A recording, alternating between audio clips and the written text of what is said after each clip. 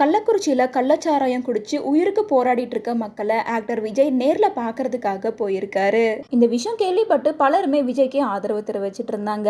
அந்த வகையில் ஆக்டர் அனிதா சம்பத் விஜயை கேலி பண்ணுற மாதிரியும் அவரோட இந்த செயலுக்கு எதிர்ப்பு தெரிவிக்கிற மாதிரியும் ஒரு போஸ்டர் ஷேர் பண்ணியிருக்காங்க. இதை பார்த்த விஜய் ரசிகர்கள் அண்ட் மக்கள் அப்படின்னு சொல்லிட்டு பல பேருமே அனிதா சம்பத்தை வன்மையாக கண்டிச்சிட்டு வந்தாங்க. இந்த நிலையில் எதுக்காக நான் அந்த போஸ்ட்டை போட்டேன் அப்படின்னும் அதுக்கான காரணத்தையும் அனிதா சம்பத்தை விளக்கமாக சொல்லியிருக்காங்க. கள்ளக்குறிச்சியில் கள்ளச்சாராயம் குடிச்சு 130 பேருக்கும் மேல பாதிக்கப்பட்டிருக்காங்க. அதுல 50 பேர் கிட்டத்தட்ட இறந்து போயிருக்காங்க. மீதி இருக்க பல பேர் அவசர சிகிச்சையில இருந்துட்டு இருக்காங்க. இந்த நிலையில நேற்று அவங்கள பாக்குறதுக்காக தளபதி விஜய் அவர்கள் டைரக்டா கள்ளக்குறிச்சி போய் ஆறுதல் சொல்லிட்டு அவரோட ஆழ்ந்த இரங்கலையும் தெரிவிச்சுட்டு வந்துட்டு இருந்தாரு. நேர்ல போயிட்டு மக்களுக்கு இவ்வளவு தூரம் ஆறுதல் சொல்றாரு அப்படின்னு சொல்லிட்டு அவரோட இந்த செயலை பலருமே பாராட்டிட்டு தான் வந்தாங்க. இந்த நியூஸ் சோஷியல் மீடியால வைரலாக ஆரம்பிச்சதையும் அனிதா சம்பத் ஒரு போஸ்டர் ஷேர் பண்ணியிருந்தாங்க.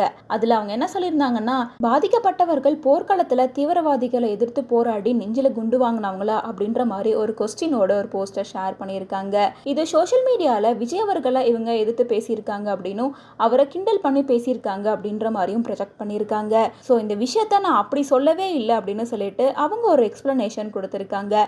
அதில் அனிதா என்ன சொல்லியிருக்காங்கன்னா, நான் போட்ட பதிவு விஜய் அவர்களை பற்றியே கிடையாது. நான் அவரை எந்த இடத்துலையும் மென்ஷனும் பண்ணலை. அவரை நான் தப்பாகவும் சொல்லலை. அவர் அரசியலுக்கு வர்றது உண்மையிலேயே எனக்கு ரொம்ப சந்தோஷமான விஷயமா தான் இருக்குது. உண்மையிலேயே அந்த போஸ்ட்டில் நான் என்ன சொல்ல வந்தேன்னா, மனைவிகளையும் குழந்தைங்களையும் கவனிக்காமல் ரொம்ப கஷ்டப்படுற இந்த நேரத்துலையும் காசை சேர்த்தி அதை கொண்டு போய் கள்ளச்சாராயம் குடிச்சு இப்போ ஹாஸ்பிட்டலில் அட்மிட் ஆகியிருக்காங்க. இவங்கள மீடியா தியாகி மாதிரி காட்டுறது தான் அந்த பதிவில் நான் சொல்லியிருந்தேன். இதில் விஜயை பற்றி நான் எந்த இடத்துலையும் தவறாக சொல்லவே இல்லை.